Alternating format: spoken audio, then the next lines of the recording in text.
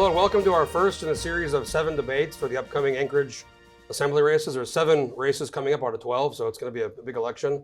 Our first race is District 5, Seat I, East Anchorage, a 3-year seat. There's another race in East Anchorage, it's a 2-year seat we're going to have later. First, I want to thank our sponsors, GCI, the IBW Local 1547, and of course the Alaska Political Report. Very happy today to be joined by George Martinez and Spencer Moore, running in one of the 2 East Anchorage races, a 3-year seat. The format's going to be an opening statement. We're going to discuss some issues, be a Q&A to one another, some more questions, some more issues affecting Anchorage, and then a closing statement. So we've drawn at random. So Spencer, you're going to go first. Sounds good. For your 2-minute opening statement. Go ahead. All righty. Thank you, Jeff. My name is Spencer Moore. I'm running for East Anchorage District 5, Seat I. I've been in Anchorage for 9 years now, living on the east side. I'm married. I have 4 kids. They're my motivation for running and just seeing our city be a safe, healthy, thriving community. So a little bit about my background. I've been in construction for the last 5 years, or I was in construction for the first 5 years I was up here. In the last couple of years, I've been in church ministry and also accounting. So I think my approach to the Anchorage Assembly is a little different, having just a unique background. And so I'm excited, and it's my first time running, and I'm ready to get in there and get to work. I feel like our current assembly has a problem listening to the community and just hearing the concerns, and they kind of come in with an agenda and aren't really looking to provide a listening ear, and they kind of come in and want to just, again, push an agenda. So I want to be able to listen and hear the concerns of the community and respond accordingly. Thank you, Spencer. George Martinez. Well, thank you, Jeff. Thank you, the crew, for the opportunity to be here. I'd like to acknowledge that I'm in Anchorage today on the ancestral land of the Dena'ina. My name is George Martinez, and together with my wife of 19 years, Clara, we own a home in East Anchorage and are proud to raise our family there. I grew up as a child of a single mother on public assistance and learned early on how to persevere, survive, and thrive. I'm also a proud product of public education and the first person in my family to earn a college degree. I've had successful careers as a university professor, a nonprofit executive, and an entrepreneur, and I have also served as a cultural envoy for the U.S. Department of State under both Republican and Democratic administrations. And later, I went on to serve the city of Anchorage as a special assistant to the mayor, and most recently, I was a vice president of a statewide nonprofit organization. I'm currently self-employed. But I also volunteer hundreds of hours each year for great organizations like serving on the board of the Alaska Youth Orchestras, and I'm also a board member of the Alaska Center for the Performing Arts right in the heart of downtown. I'm a nonpartisan running to bring experienced, common sense leadership to the Assembly. I'm focused on safe and thriving communities where businesses succeed, our neighborhoods flourish, and our children are healthy and successful. But I'm also running to stand up for East Anchorage against those who would work against the interest of the people of our community. And last year, for me, that meant being a plaintiff in the lawsuit against the illegal and unconstitutional redistricting of East Anchorage and Muldoon to Eagle River. Then, as the president of the Northeast Community Council, I helped to organize the community efforts around the disastrous Centennial Park debacle last summer. If elected, I'll focus on strengthening public safety, strengthening our public education for the Cradle to Career pipeline, investing in workforce development, and making sure our economy gets back on track. I've also wanted to shout out that I've been endorsed by a diverse group of people, including labor, the police and firefighters, and also the Anchorage Board of Realtors. Thank you for the opportunity to be with you guys today. Thank you, George. We're going to start with, I want to talk about, they say all politics are local, and I want to talk about snow plowing, because we have had historic snowfall this year, but the 3 storms in December, we saw the school district closed for 10 days, people getting to work, there's been a big economic impact. We live in a subarctic climate. I'll start with you, Spencer. What do we need to do to make sure our roads are plowed in the winter? Absolutely. So I think, we saw some issues even with our school bus debacle, not having enough drivers, not having enough resources for that, kind of beginning the school year, and then we come to snow removal time, and we don't have, whether it's equipment, whether it's bodies, and we were not ready for that much snowfall. Obviously, it was a record year, but we did not have the resources in place to do it. There's an 84-hour rule that our city has. If 4 inches of snow falls, they're supposed to plow. Within 84 hours, everything's supposed to be pretty much clear. But we had so much snowfall that stacked on top of each other that we weren't able to respond. So we would get the west half of the city taken care of, but the East Anchorage, so everything from Lake Otis west was taken care of, but then East Anchorage kind of got shafted, and we still see cul-de-sacs are just mountains. And so a lot of our streets in East Anchorage, again, I don't think they were prioritized. I don't know if it's just equipment or lack of funding from the assembly saying, hey, we just need to go purchase equipment. Yeah. But we clearly were not ready for the challenge. Well, there's the state roads and the city roads, and yeah. I think a lot of the city roads, I mean, they're 2 lanes or 1.5 lanes, effectively 1 lane. So I'll go to you, George. On, and I know East Anchorage, there's been some complaints about, you mentioned, Spencer, what do we do about, how do we make sure our street, I mean, that seems to be a basic tenet of the government here in a subarctic city. 100% I agree with that premise that I just remember that we were a city that once advanced the idea that we would be home to the Winter Olympics. Twice. Okay, so. Two different Olympics. Hey, so as a winter city, you got to get your winter operations done right. But it's also about making sure that our city is connected all year round. We want to have a city that's livable, that's thriving, that's intergenerational. And so you want to have accessibility all year round. But it's also about leadership. Last year, the Assembly put $1.5 million more into the budget for snow removal. There were reports, though, that there were indicators in the summertime that we needed to start investing in hiring. We needed to really begin to look at the gaps. And there were some indications that there were some notifications that if there was a heavy snowfall, we would not be prepared to handle it. We weren't prepared, so I think you have to be on top of it. You have to make sure those resources are there.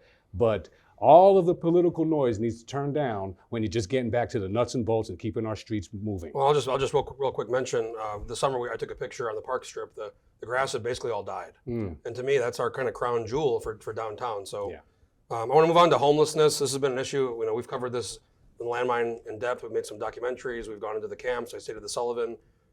This goes back, I've been here since 2004, and it seems like it's always been a problem, and it's gotten worse. We have the Sullivan Arena situation. We have the Centennial Park that was a kind of stopgap this summer.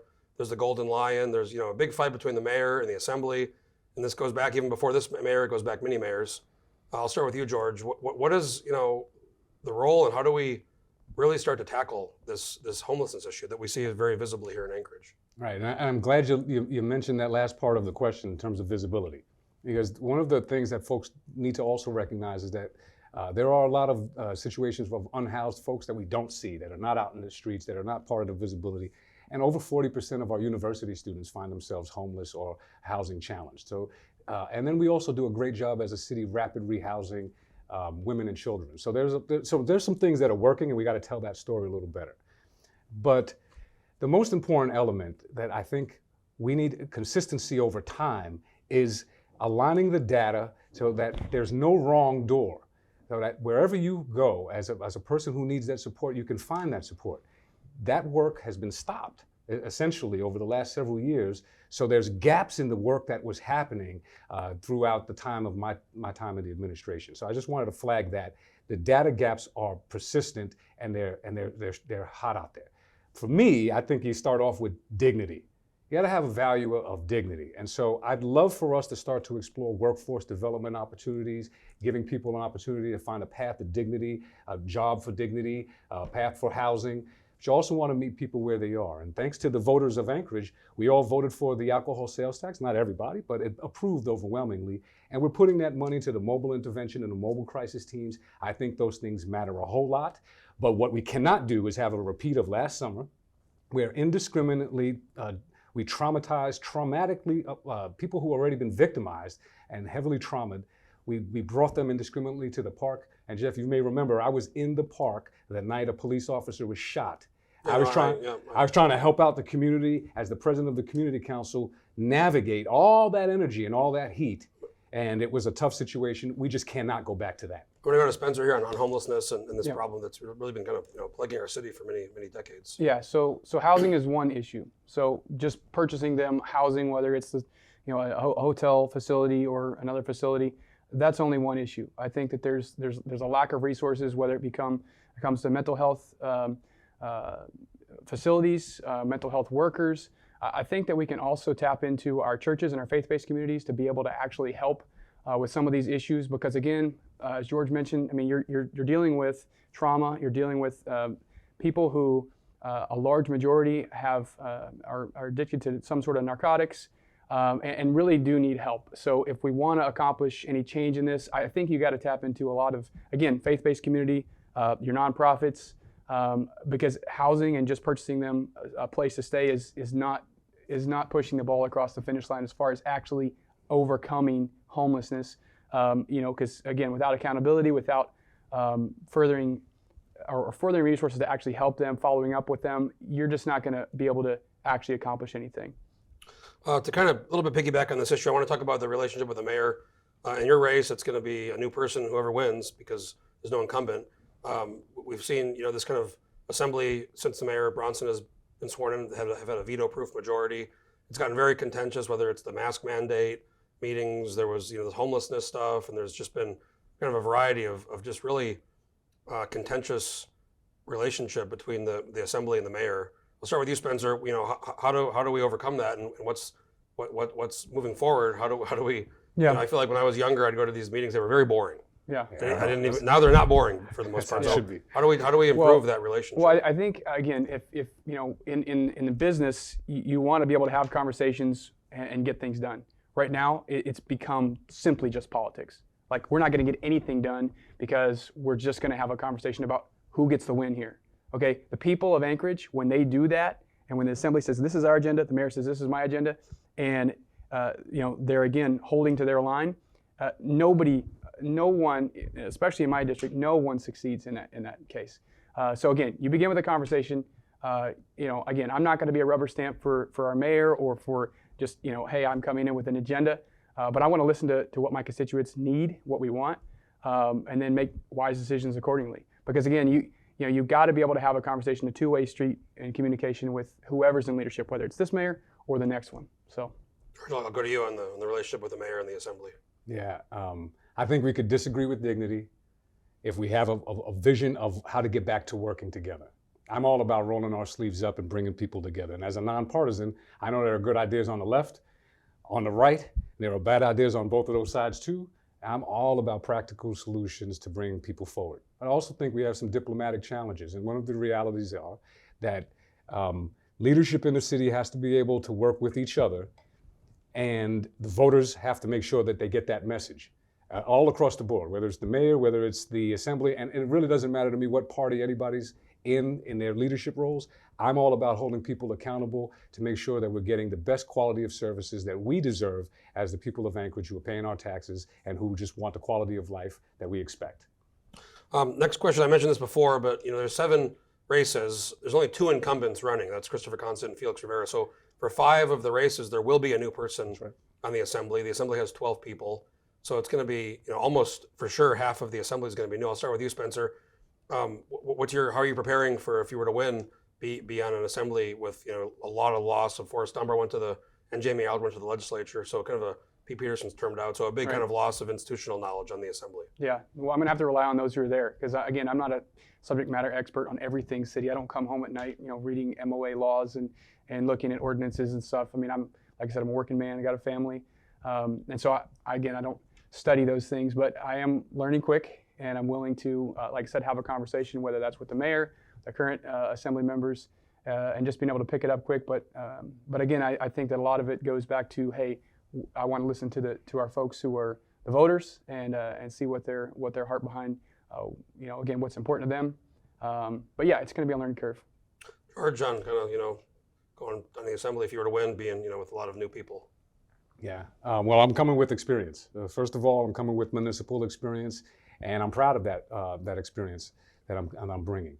I also think part of that experience starts before you run for office. Right? So community councils are a phenomenal way to get connected to the issues of the community, to hearing what's going on, and to knowing the processes of how to make and affect change across time, especially quality of life things.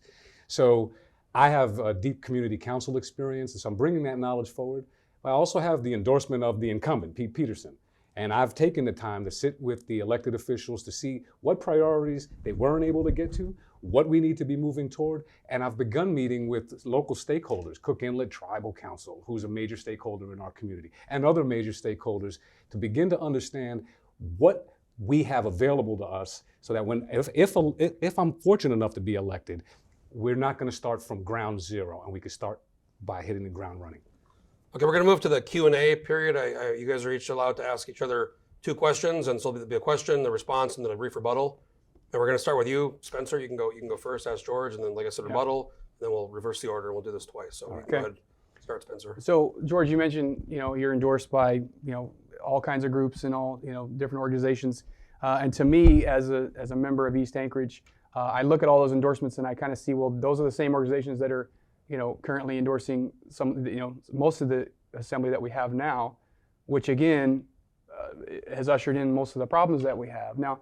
Obviously, not even talking about Bronson. Bronson's been in there for a little while. He doesn't have any wins per se, and I think that with the supermajority that we've had, to me, I just don't know how I'm, as a voter, if I'm voting for George Martinez, I don't know how I'm getting anything different than what we currently have, which again is most of the problems that I see, and that's almost why I'm running.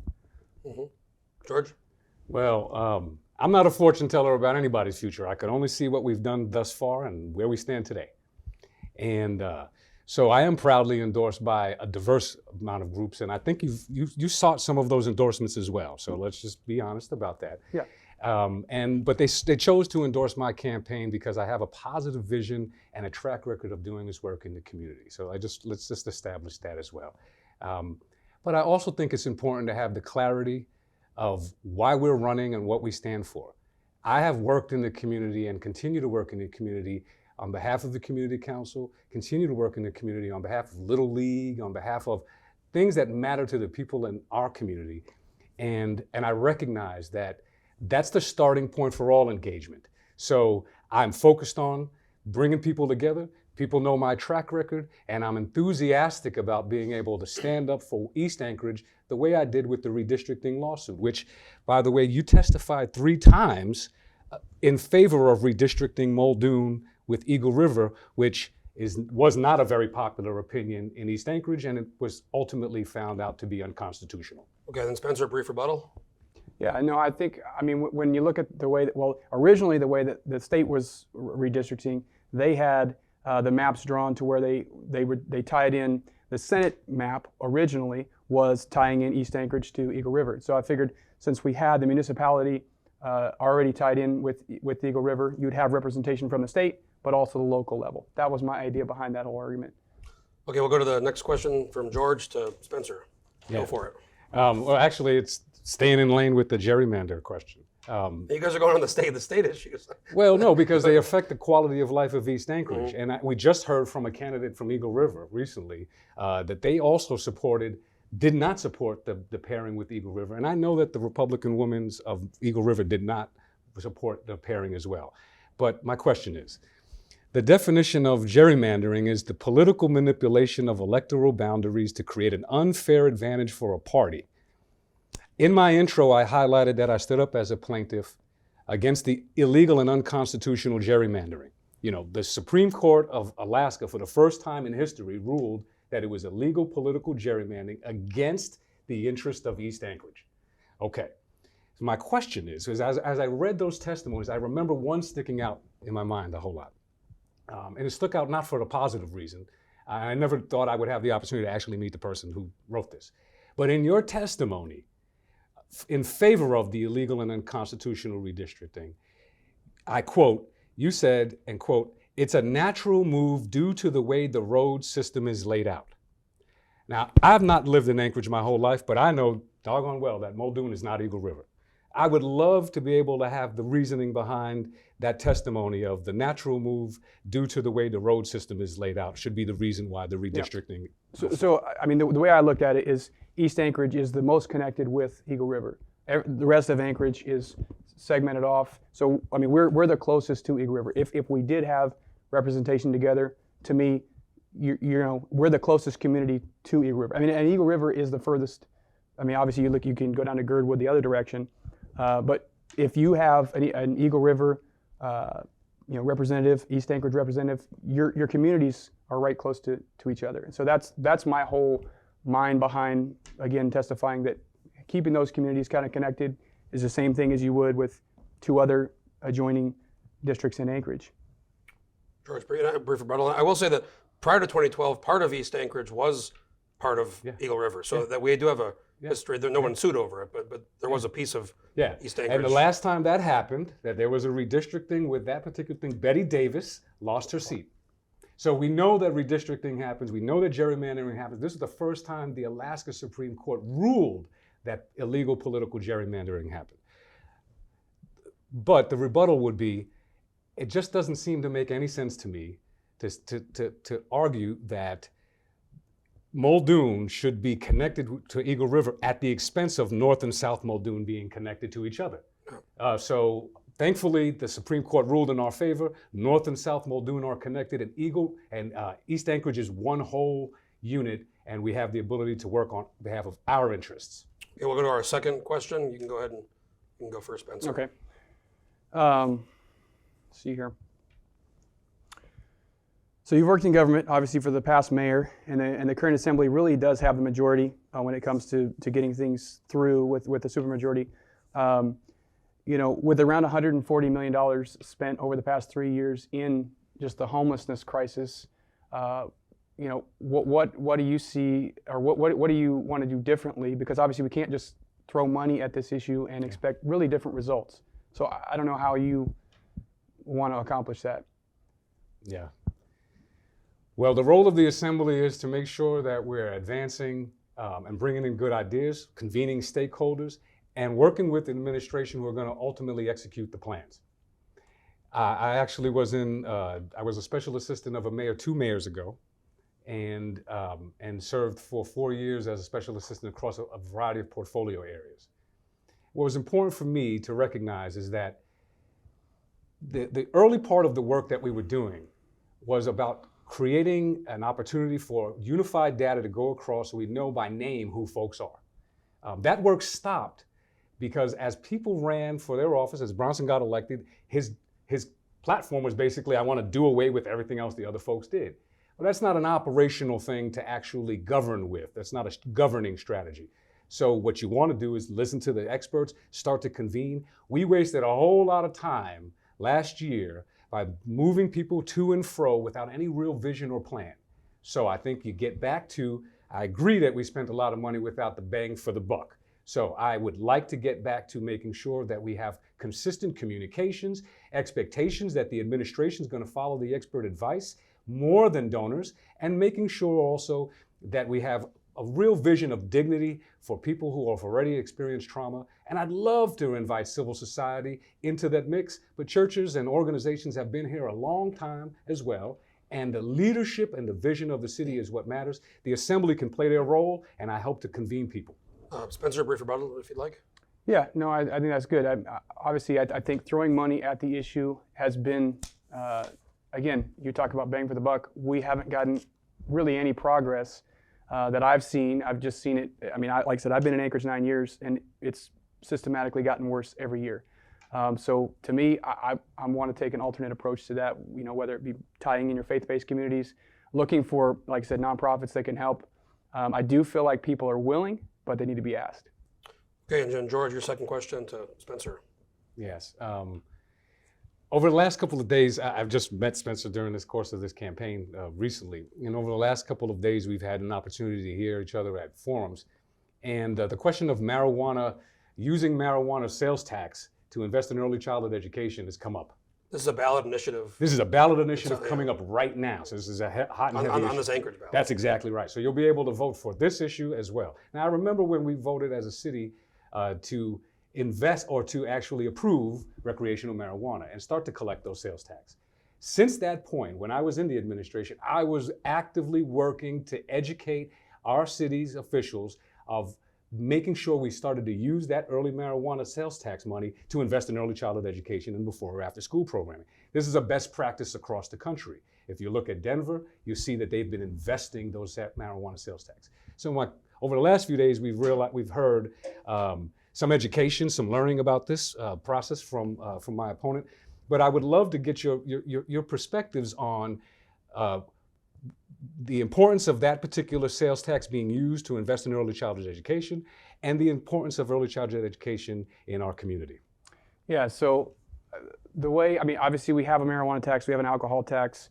Obviously when you're at these forums, you get 20, 30 seconds to answer them. So a little bit more context. Not here. Yeah, a little bit more context on the tax in general. I've never been a fan of the so-called sin tax. Okay, we're going to tax alcohol, we're going to tax marijuana, we're going to tax, in other states they do tobacco and other things. And so I've never really been a fan of just taxing certain products. If you're going to have a sales tax, that's one thing that goes across the board. Since you have a marijuana tax, yes, it just sounds like a reallocation of saying, hey, we're going to take the money we collect from marijuana and we're going to put it into early childhood development, which I have no problems with.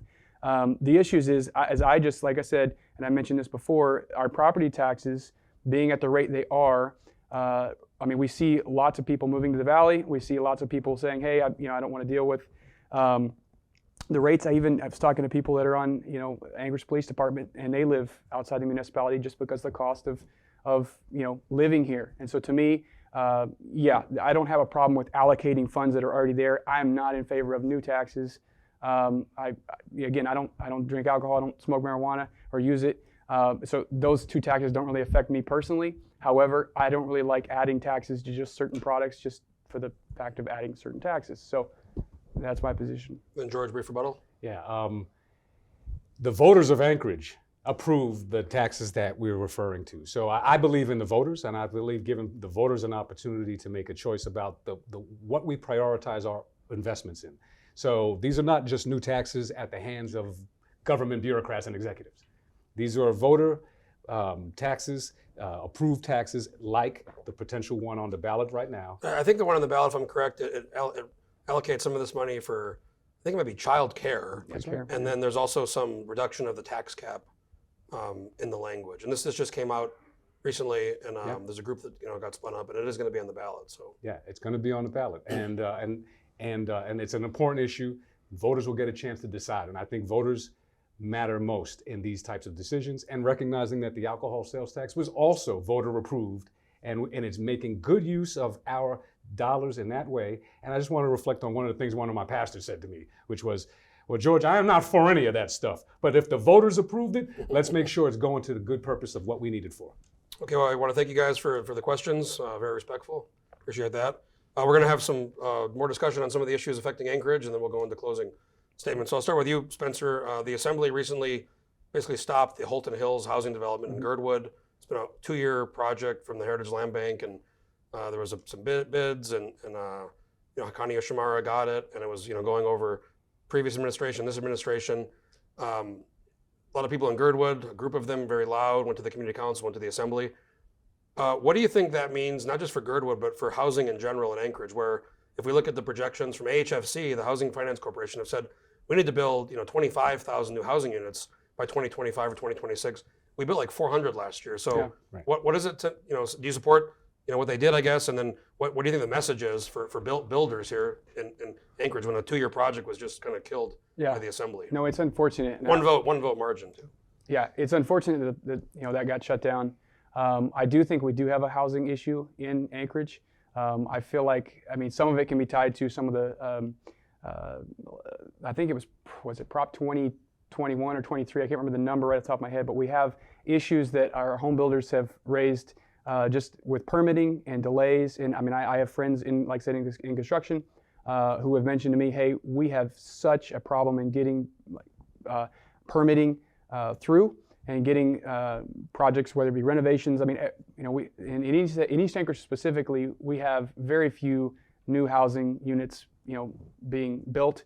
We're talking 1970 split entry houses. We just don't have a lot of investment. So, whether it be Girdwood or another place, I'm in favor of seeing housing developments come through. And it's unfortunate that we're not moving the ball forward as far as getting more properties built. Mm-hmm. Yeah, George. So about Holton Hills and then housing in general. I have some friends that are builders in the valley, and they joke on. We post about it, and they say, "Thanks a lot. We're getting more business in the valley because you guys can't get your act together for housing." So talk about housing and this Holton Hills thing. I guess is what it means for a message it's sending. Well, shout out to the Valley for taking advantage of the opportunities you see. They are. Yeah. I remember speaking with Mayor Burt out there, and he said, as businesses can't open in Anchorage, and we're going to invite them out here. So good on you all. I think it's not good for us. I respect community councils. I think they matter a whole lot, and I'm a person out of a community council background. I didn't agree with the rationale behind stopping Halton Hills. I think there was too much work, too much happening, and ultimately the assembly, while having a role to keep checks and balances and a mayor accountable, is not the babysitter of the ability to execute. And I think some of those arguments were that because we cannot trust a future execution of something, we're going to not vote yay today. I think that's a challenge that we need to just address and just call it what it is.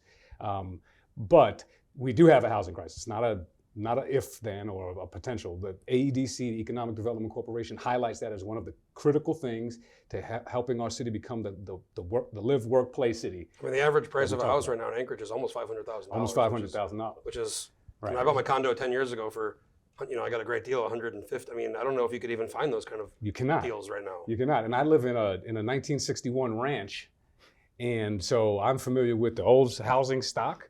But I also recognize that in East Anchorage, the people of East Anchorage are more likely to have 2 jobs than to own 2 homes. So there's an economic real question about affordable housing that's important. And just to put a note on that, Title I schools, if a school is designated Title I, that means the majority of the population of that school are in an economically distressed situation. Yeah. 5 out of the 6 elementary schools in Northeast Community Council area are Title I schools. So affordable housing and density is really important for us in East Anchorage. Next topic I want to go to, I'll start with you, George, is more than 2 years ago, Anchorage voters approved funding for body cameras for the APD. And there's just really bizarre to me that I know the union is worried about the contract. That's one of the concerns. But, it's I think more than 2.5 years. We're coming up on, I think, over 2 years when the Anchorage voters approved the funding for the body cameras. Do you support the use of body cameras? And why do you think it is that after years, the administration, the assembly, the police can't get this thing taken care of that, frankly, most police departments now use? Even the troopers have them. Yeah. Thank you for the question. Yes, I support the implementation and the use of body cams. I'm also proud to have the endorsement of the Anchorage Police Department Employees Association, PAC. And in my interview with them, I asked them very directly, what is the timeline? Because constituents in our community want to know the timeline. And I have faith that I got the truth, which is there's a strong expectation that we'll get past this impasse. They just want to do it right, get it done the right way the first time. And, I don't want to be perfection. We should not be after perfection, but it's important to make sure that everyone feels that we're doing the process in a slow, deliberative way so that when we roll out, we don't have to have any snafus. I have an expectation and confidence that we'll be able to start to roll out the first wave of the body cam applications this fall, that we will get past this particular impasse in the deliberation of it, and we will roll out this fall. And that's an important thing. And I highlight this, Jeff, recognizing that I grew up as a victim of illegal stop and frisk from another police department in another city that has a terrible record. So I'm always very, very sharply focused on making sure our police are doing the right thing, are accountable, but are well supported. And I think we're moving in the right direction. So Spencer, do you support the body cams? And why do you think it is? It's been years have gone by and we haven't been able to get this implemented. Yeah, so I think, I do support body cams for our police officers. I do feel like, to me, the most important thing is that we protect our officers. Because again, you see nationally, you've seen stories come across that actually hurt recruitment for any sort of new officers. If I can go get a IT job, make the same amount of money as a police officer, why would I go take that job? So as far as recruiting, which we do have an issue, not enough officers in Anchorage. So to me, it's protecting your officers. So if you have body cams and it's not implemented the correct way, and they come back to ruin someone's life, again, I think that they want to do it the right way so that it actually protects their officers and encourages younger folks to actually come on the force. Okay, so this is the last question, then we'll go into closing statements. I'll start with you, Spencer. For 10 years, Alaska has lost population. We look at the snow plowing problem. We talk about this, the grass dying on the park strip, this housing problem. A lot of people I talk to, and myself included, don't really have a super positive outlook for Anchorage. So what's your vision for Anchorage for the next 10 years? And how do we, a lot of people talk about attracting people to move here. We have, a lot of remote workers now after COVID. What's your vision for Anchorage in the next 10 years? Yeah, so I think our response to COVID was, we're still kind of getting out of that. I think a lot of businesses have suffered, a lot of businesses have closed, and so to me, seeing a lot of people, move out of the state of Alaska is unfortunate, especially because, I hear stories all the time of people saying, hey, there's more opportunities other places. And to me, when I came to Alaska 9 years ago, Alaska was the place of opportunities.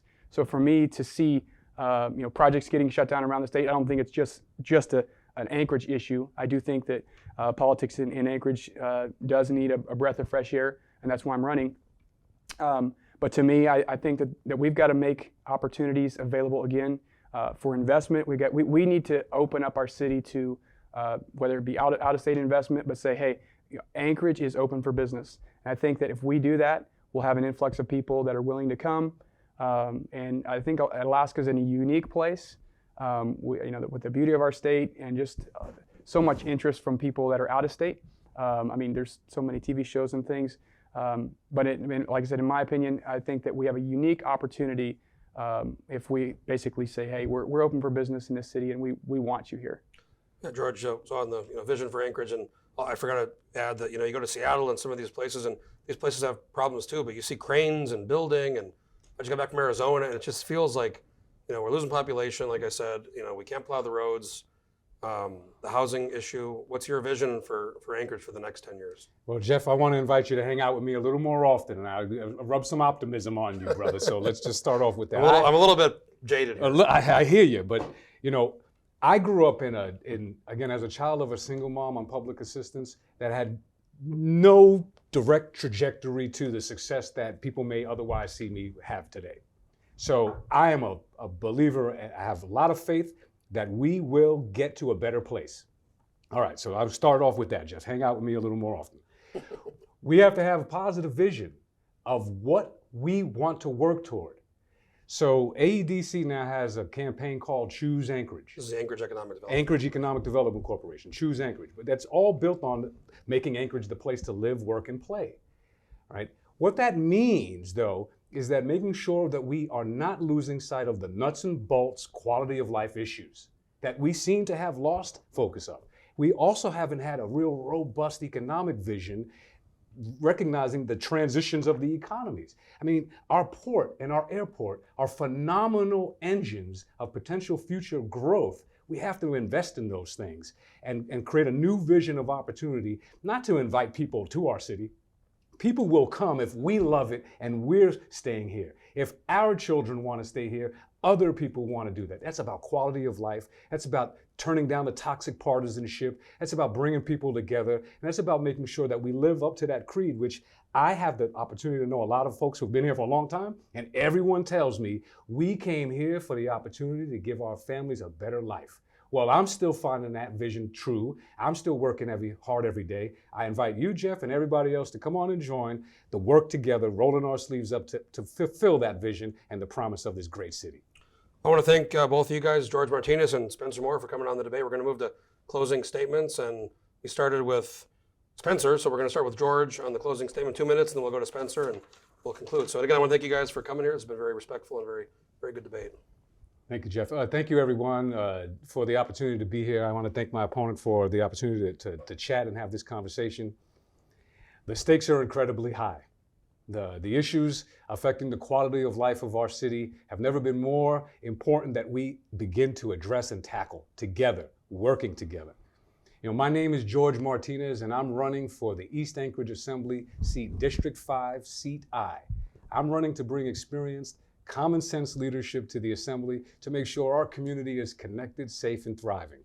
And again, if elected, I will focus on strengthening public safety, improving year-round street, sidewalk, park, and trail maintenance, building a robust economy for working families and small businesses, effectively addressing homelessness with pathways of dignity and respect, investing in early childhood education, and amplifying our local workforce development. In East Anchorage, we have 2 of the most culturally diverse high schools in the entire nation. That is a source of strength and pride for us. I want to make sure we're amplifying that. And lastly, I'll close with recognizing that, yes, I have broad endorsements from a variety of groups who have differences of opinions, but who recognize that it's sharing a vision of how we can come together to work for the benefit of our community is what it's all about.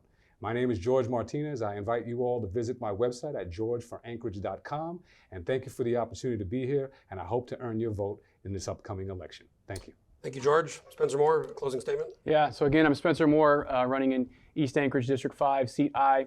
You can check out my website. It's moreforanchorage.com if you want to learn more about me, my family. But again, my three priorities, and one of the things that we didn't really touch on tonight was the port. I do think that's a super important issue that we're really not talking about enough. And for the voters out there who don't understand how important it is, $14 billion worth of goods come through the Port of Alaska, Anchorage, on a yearly basis. And so for us, for me, that is a huge priority. If we have another earthquake or some sort of damage to that port and we're not able to get goods and services to Alaska, again, that's not a political issue, that's a human issue. So that's the number one priority that I have, is taking care of that issue. Public safety, I love our police. I think they do a great job in our community. As a victim of crime here in East Anchorage, multiple times, to me, I'm very supportive of our police, what they're doing, keeping our community safe. Like I said, I've got 4 young kids, and so to me, supporting our law enforcement is super important. And then the last thing is our economy. We've got to get the Assembly and the mayor to work together to be able to get out of the way, let the free market and the small businesses thrive and succeed. When we're getting funds from the federal government, whether it's COVID relief, we've got to make sure we infuse those in with our small businesses. We had so many closed during COVID over the past couple of years, and so to me, prioritizing small business health in our community is super, super important. So again, not being endorsed by, all of the organizations my opponent is endorsed by. I just want you to know I'm a regular guy. I care about you. I know what's going on in East Anchorage. Again, I ask for your vote on in this election. Thank you again, Spencer Moore and George Martinez. This is District 5, Seat I. This is the 3-year seat in East Anchorage, and there's another race in East Anchorage where Forrest Dunbar went to the Senate, so there's a 2-year seat up as well we're going to do a debate for. So, folks, I want to thank you for watching. Again, I want to thank our sponsors, GCI, the IBW Local 1547, and the Alaska Political Report. Ballots go out in the mail on March 14th, and the election concludes on April 4th, so we're coming up pretty close. The ballots are going to be going out, so make sure to vote, and we're going to be doing more debates. We have debates for all 7 assembly races coming up here. So again, I want to thank George Martinez and Spencer Moore for the East Anchorage District 5 Seat I for coming on, and see you next time. Thanks again. Thank you, Jeff.